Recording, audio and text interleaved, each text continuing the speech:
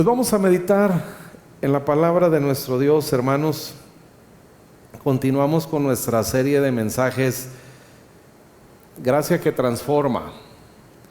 El título de esta serie, de hecho, es un mensaje per se. Gracia que transforma, favor que transforma. Es decir, la transformación en nuestra vida, hermanos, tiene todo que ver con la gracia, nada con nosotros, porque de hecho para nosotros es imposible. No podemos resolver problemas de la mente usando una mente que está dañada, es imposible. No podemos, hermanos, en nuestras fuerzas dominar o domar esta carne que está acostumbrada a tantos vicios, a tantos malos hábitos. Es imposible para nosotros. Es solo la gracia, es solo un favor, un poder superior que puede verdaderamente transformarme. Así que gracia que transforma, hermanos, es en resumen el Evangelio, la obra de Jesucristo a nuestro favor. Jesucristo haciendo todo y nosotros recibiendo. Jesucristo venciendo y nosotros siendo más que vencedores. Esa es la razón por la cual el apóstol Pablo nos declara así: somos más que vencedores, porque hemos vencido sin pelear. De eso se trata el Evangelio.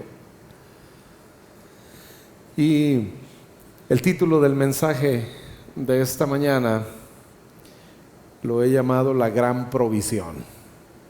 Todos los cristianos, los que tenemos ya algunos años en el Evangelio, hemos escuchado el concepto la Gran Comisión.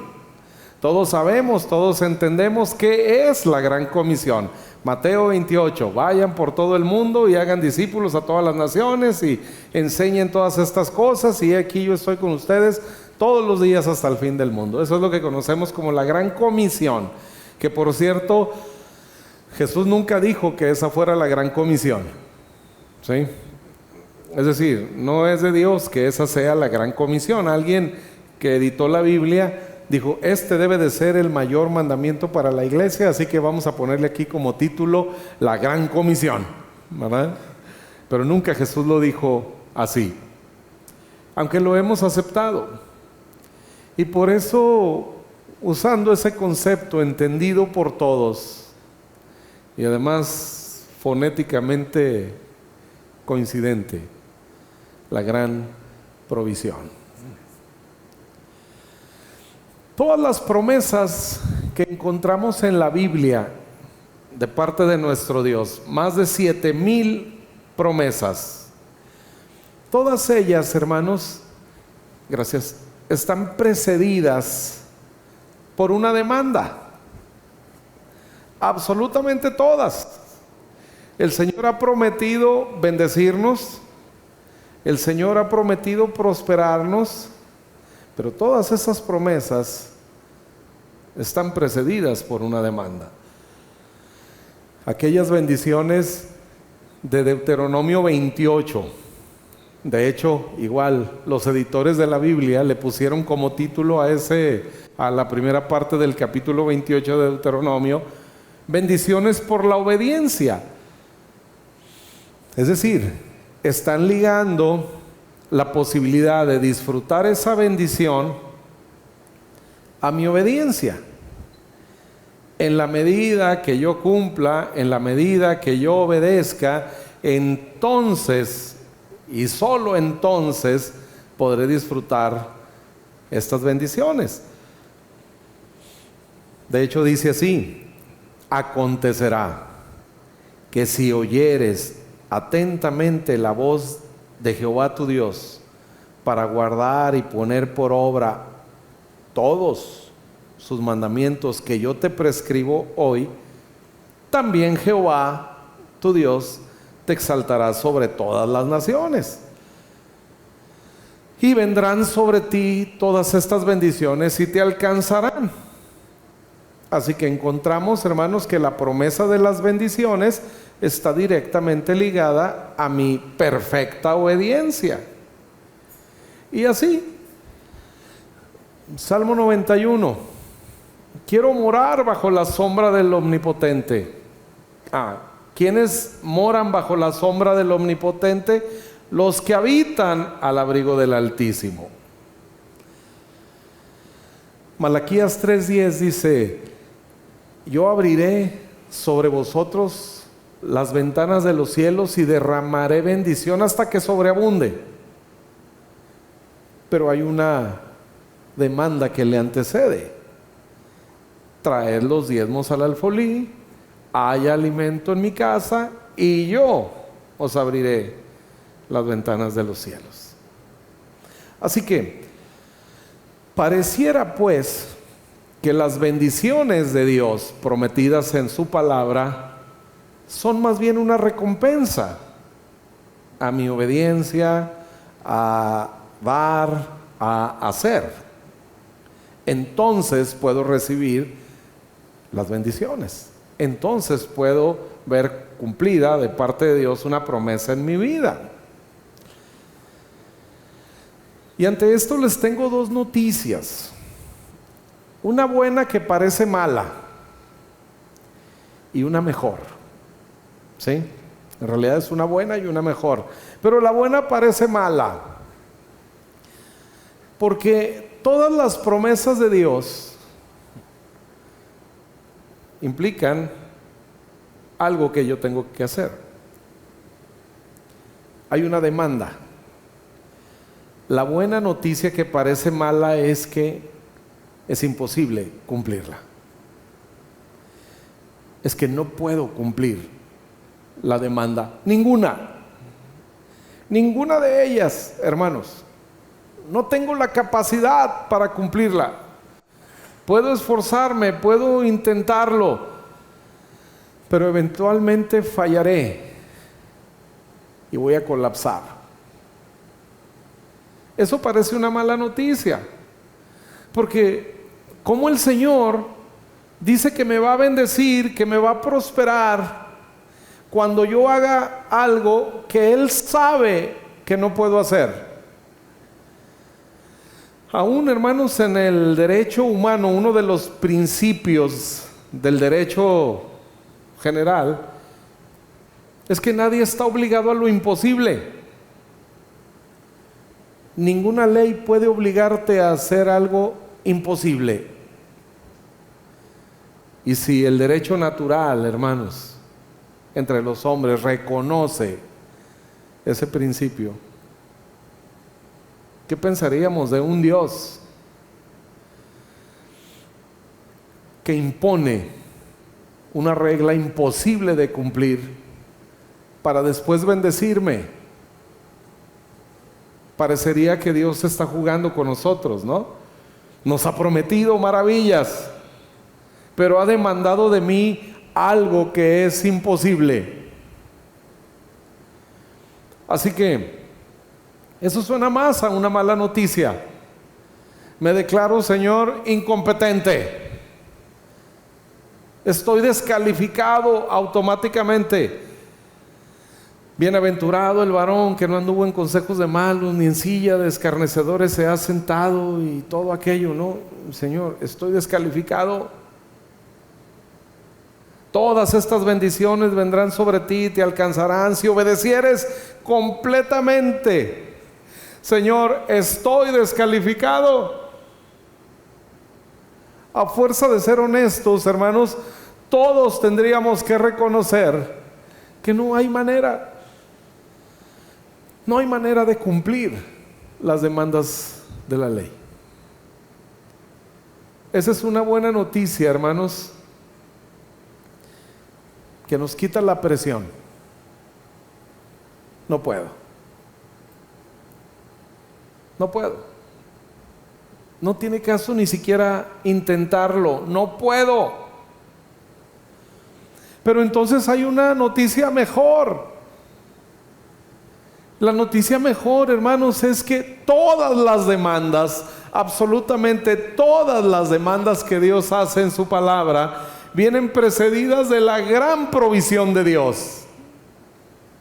Jamás Dios va a pedir, hermanos, que hagas algo en tus propias fuerzas. Jamás Dios va a pedir que le des una ofrenda de tu propio peculio.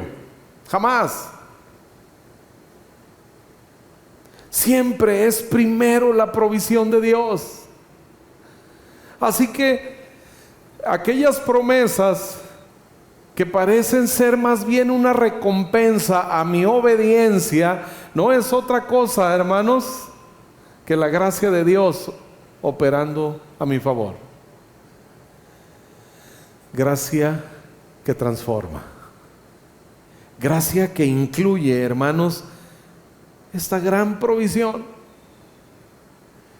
En Génesis capítulo 6, Dios ha decidido raer de sobre la faz de la tierra a toda la humanidad.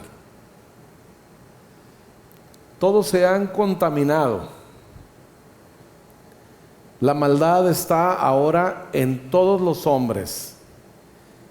Y Dios ha decidido raerlos de la faz de la tierra.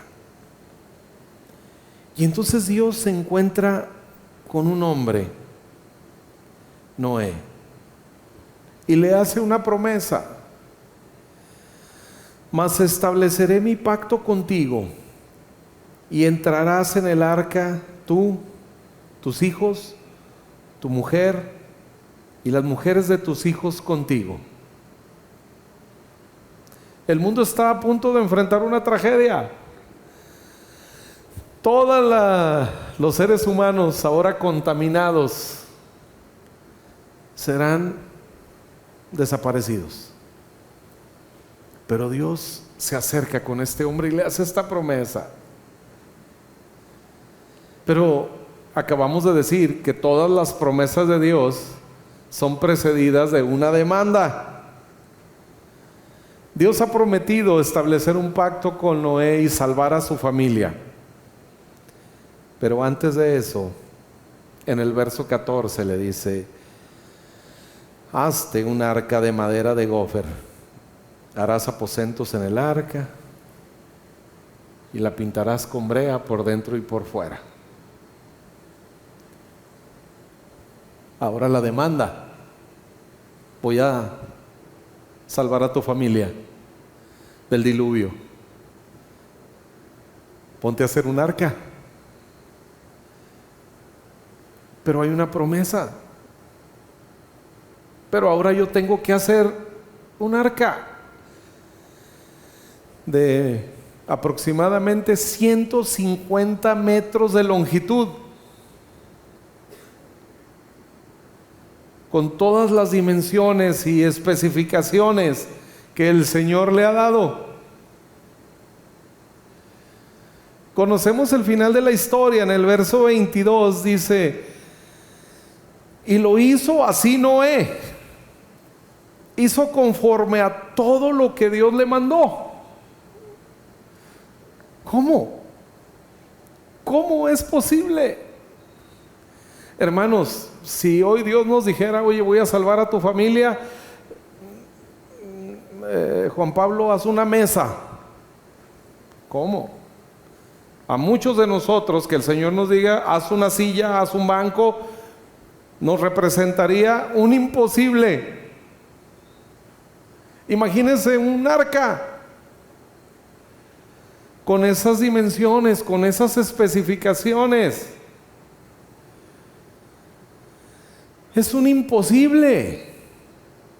Realmente es un imposible lo que Dios está demandando de Noé para salvar a su familia. Cualquiera de nosotros hubiera dicho: Señor, no tengo ni idea de lo que me estás hablando, porque aunque fuese yo un diestro carpintero, nadie más nos iba a ayudar. ¿Qué sucede, hermanos, entre haz un arca y el final de esta historia que dice: y lo hizo así Noé, hizo conforme a todo lo que Dios le mandó. Lo hizo, hermanos, y además lo hizo bien. Porque resulta que el arca resistió el diluvio. Y finalmente encontramos que no solo se salvó Noé y su familia, sino animales también, de diferentes razas. ¿Cómo es posible eso? Podemos imaginar tantas formas. Hollywood, por ejemplo, en sus películas, pues es que seguramente bajaron ángeles. Algunos dijeron, no, es que había gigantes en la tierra y seguramente Noé los contrató. Vinieron y le ayudaron a cortar la madera, los aserraderos y demás cosas. Podemos imaginar tantas maneras. Pero la respuesta, amados hermanos, la encontramos en el verso 8.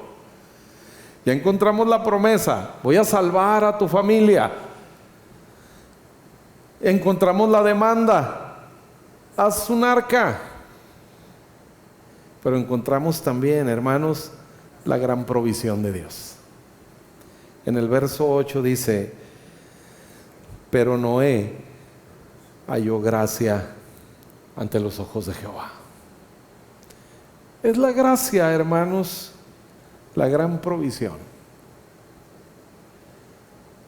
Es la gracia que hemos hallado delante del Señor. Y gracia es un favor inmerecido. ¿Qué significa esto?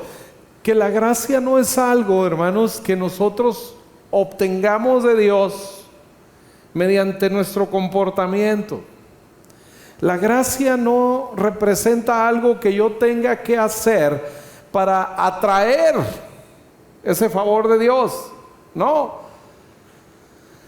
Hermanos, si el apóstol Pablo dice que cuando tú y yo estábamos muertos en nuestros delitos y pecados, muertos, hermanos, no moribundos, no enfermizos, estábamos muertos. ¿Qué puede hacer un muerto para salvarse? Esa era nuestra condición espiritual, muertos. Y la gracia apareció a nuestro favor. Así que cuando dice aquí que Noé halló gracia ante los ojos de Dios, no es que Noé era un hombre sin pecado, ¿eh? De hecho, más adelante vemos algunas atrocidades en la historia de esta familia. Cosas que suceden dentro del arca misma. Así que no es que no era muy buena persona. Tenía otra condición que ya en alguna ocasión nuestro querido maestro David nos explicó. Había una contaminación en la sangre de la humanidad que no estaba en Noé. Esa era la perfección de Noé. No era un ejemplo a seguir en sus obras, en sus acciones. No es que ganó el favor de Dios por ser una buena persona. La provisión de Dios, hermanos, la gracia de Dios no distingue de personas. La gracia de Dios puede ir y encontrarse con el peor de los pecadores, como tú y como yo. Es la provisión de Dios. Es la gran provisión de Dios la que puede provocar en nosotros, hermanos, una verdadera transformación. Hoy nuestras familias necesitan obras portentosas para salvarse. Tal vez como el arca. El arca era una obra imposible de realizar, tanto para Noé como para nosotros, pero al final Noé lo consiguió. Dice el verso 22, hizo Noé como Dios le hizo, e insisto, lo hizo bien. Porque ahí se salvaron todos los animales junto con su familia. Resistió el diluvio.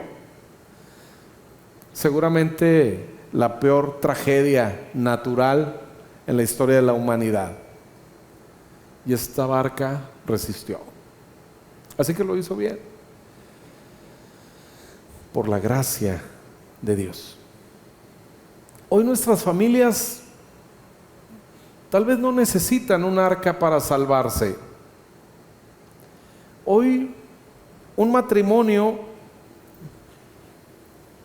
tal vez necesita algo más portentoso. Tal vez nuestras familias necesitan algo aún mayor que un arca. Tal vez necesita humildad, perdón. Y algunos dirán, ¿dónde está la madera para hacer el arca? Porque no voy a perdonar. No lo voy a perdonar, no la voy a perdonar, no los voy a perdonar. Lo que mis padres me hicieron, lo que mis hijos me hicieron, lo que el esposo, lo que la esposa, lo que la suegra, no lo puedo perdonar.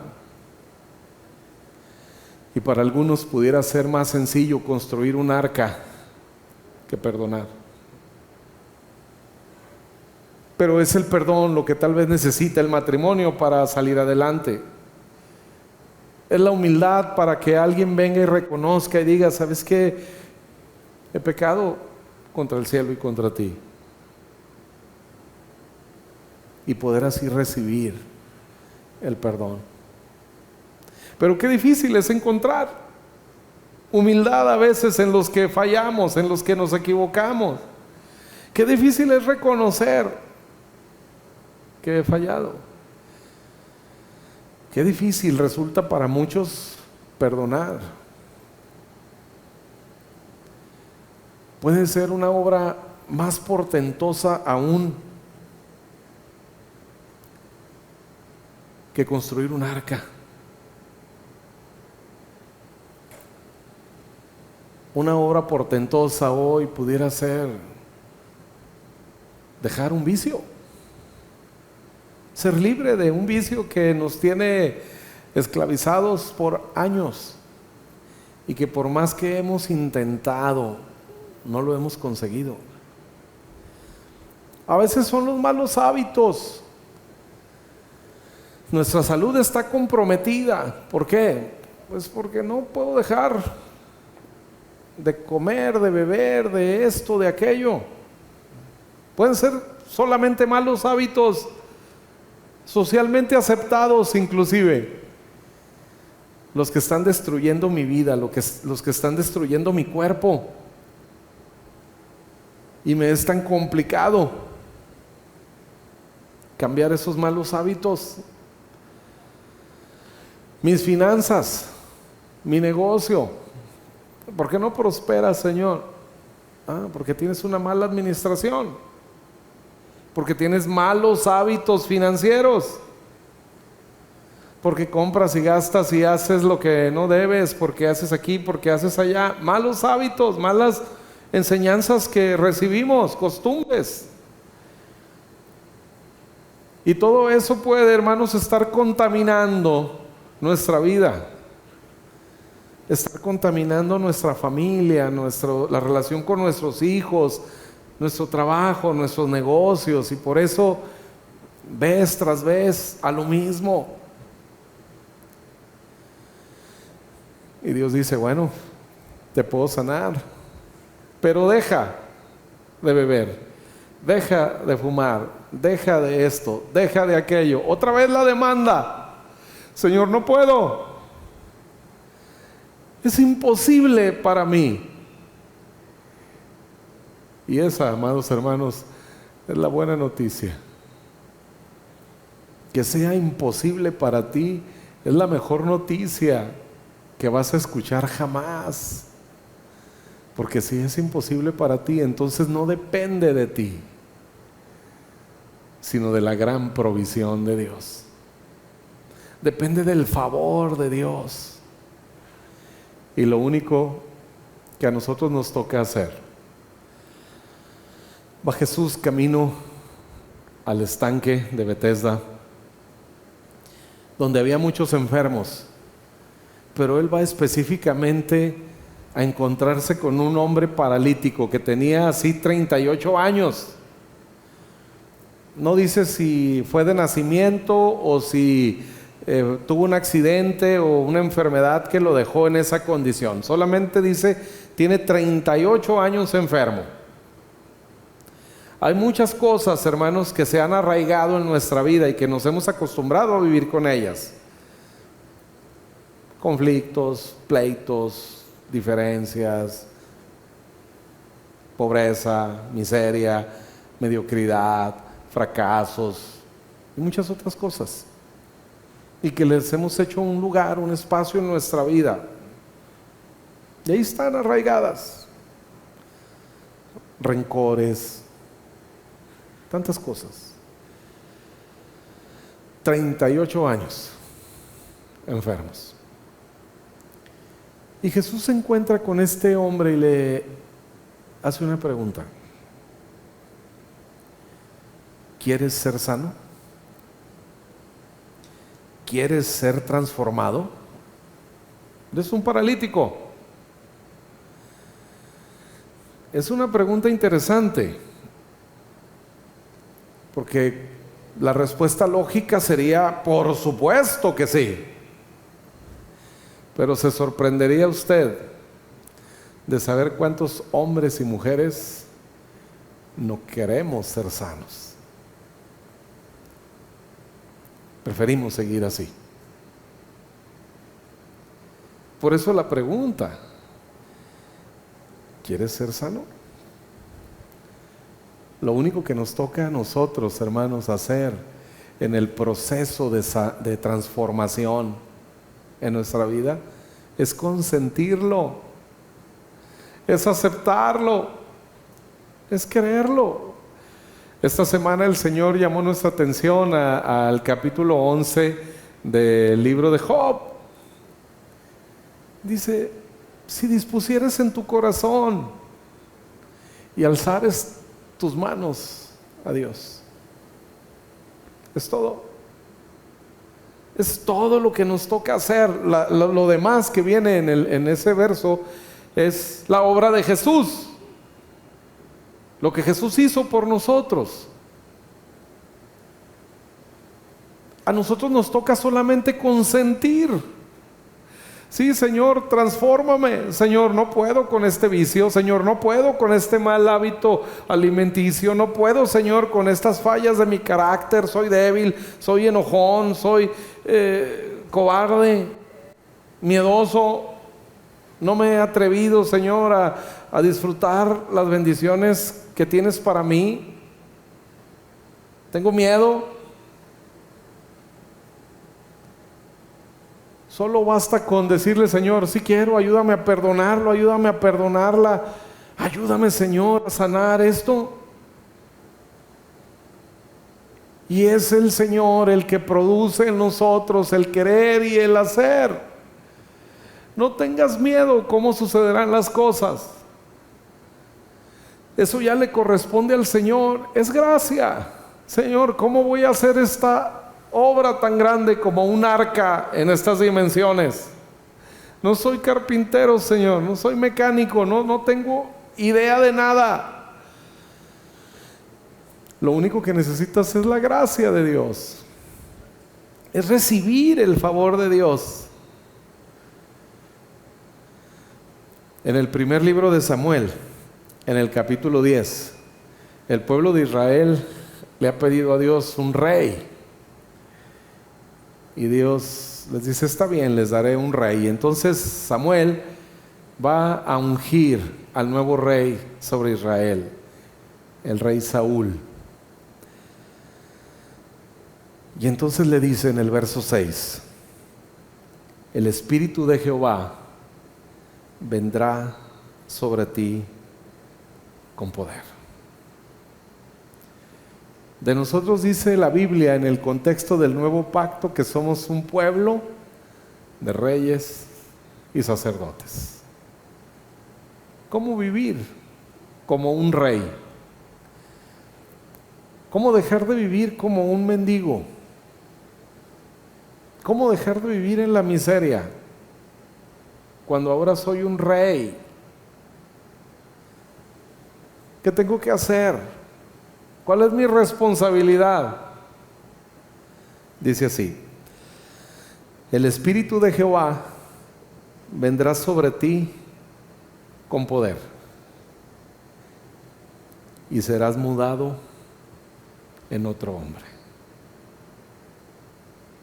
En otro hombre que no está afectado por estos malos hábitos, por estas fallas de carácter, que no está más afectado por este vicio que te ha encadenado. Es el Espíritu del Señor el que viene sobre nosotros. Y dice: y serás mudado en otro hombre. Nuevas criaturas, hechos nuevos para la honra y la gloria de nuestro Dios. Eso es el Evangelio, hermanos.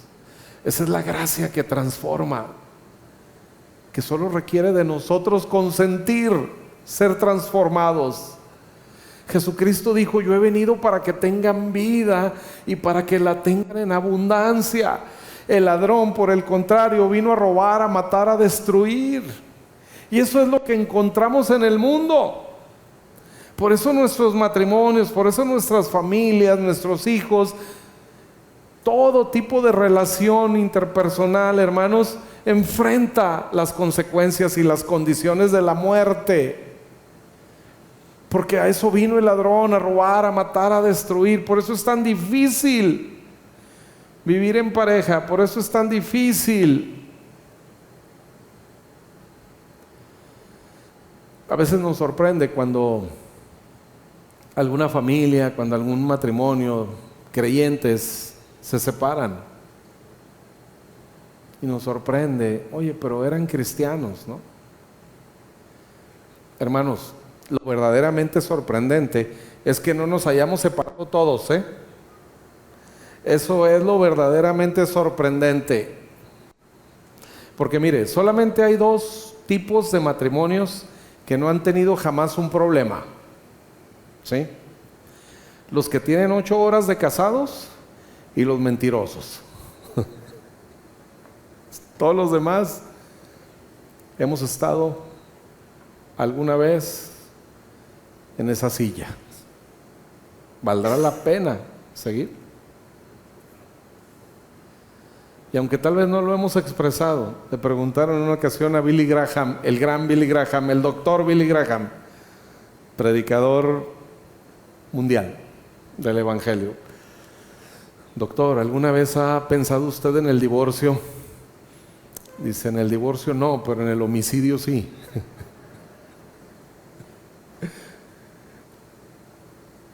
Eso es realidad, hermanos.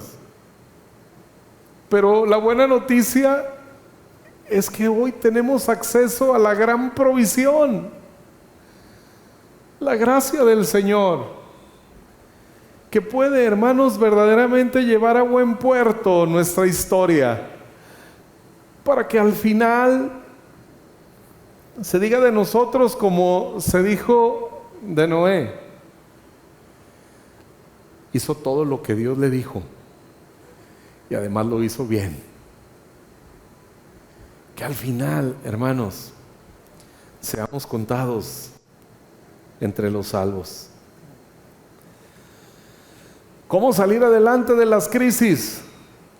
Cualquier crisis que tengas en este momento, ¿cómo olvidarnos de las crisis y empezar a disfrutar en plenitud las bendiciones de Dios?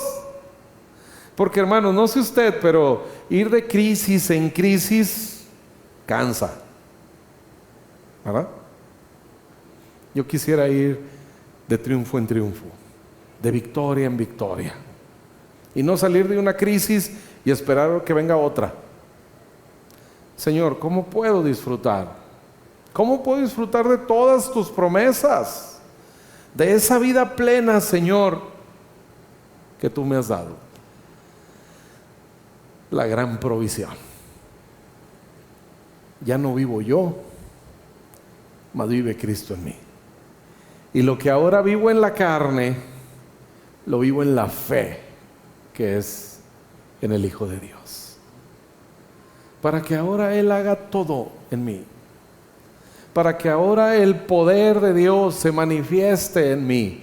Semanas pasadas estuvimos meditando. Es la gracia del Señor,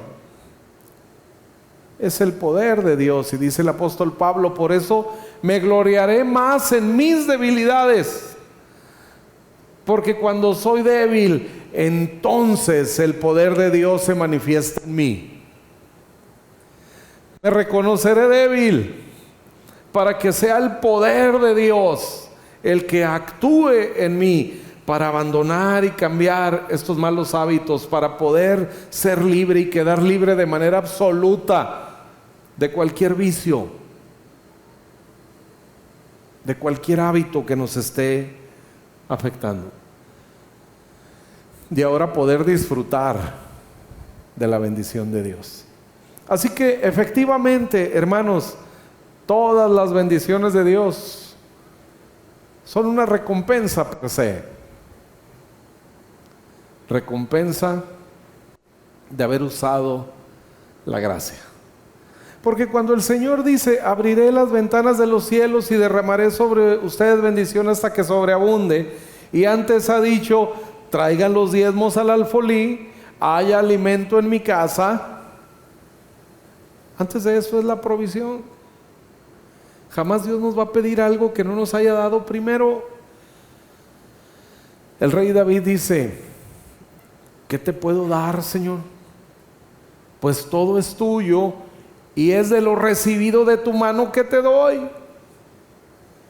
Estamos aquí, hermanos, ofreciéndole un culto al Señor, un reconocimiento a Él como el Dios verdadero.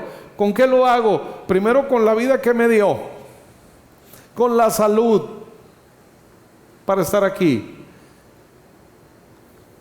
con lo que me alimenté, con la ropa, con el coche, con todo lo que el Señor me ha dado para poder estar aquí. En unos minutos más vamos a ofrendar, vamos a diezmar. ¿De dónde?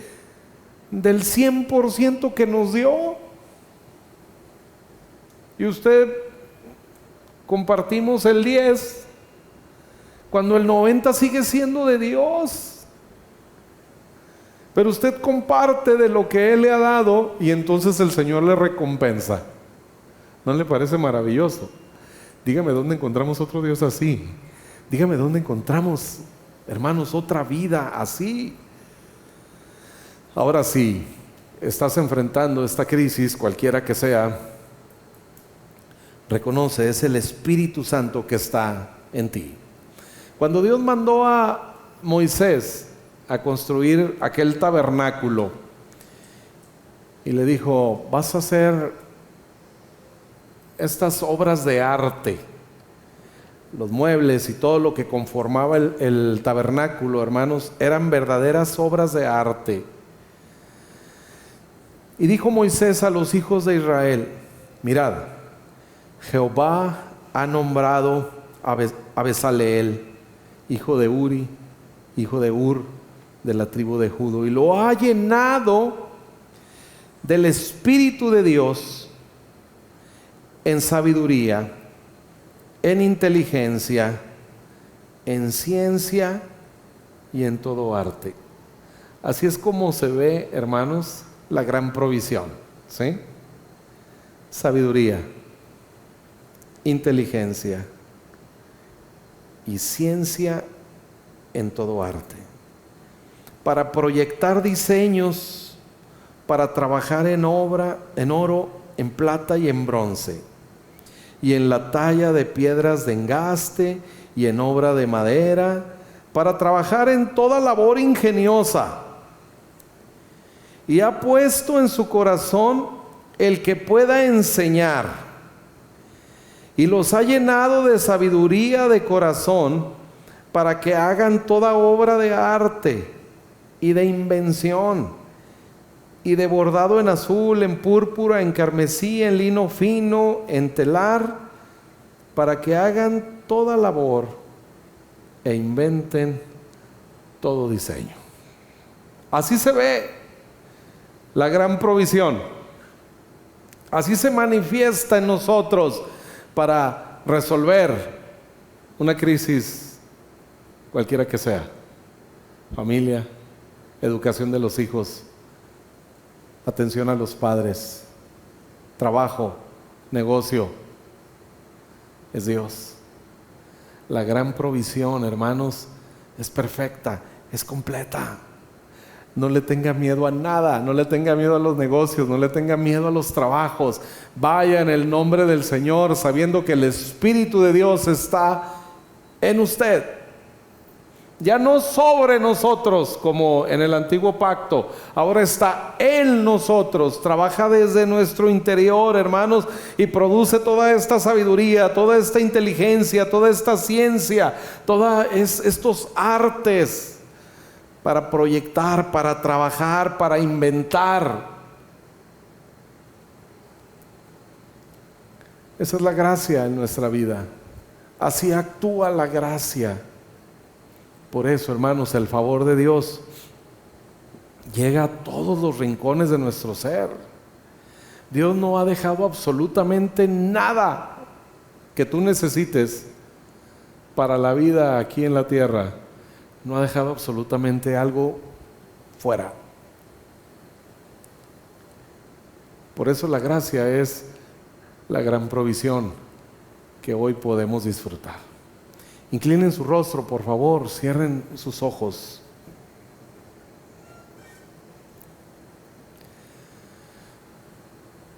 Padre, gracias, Señor.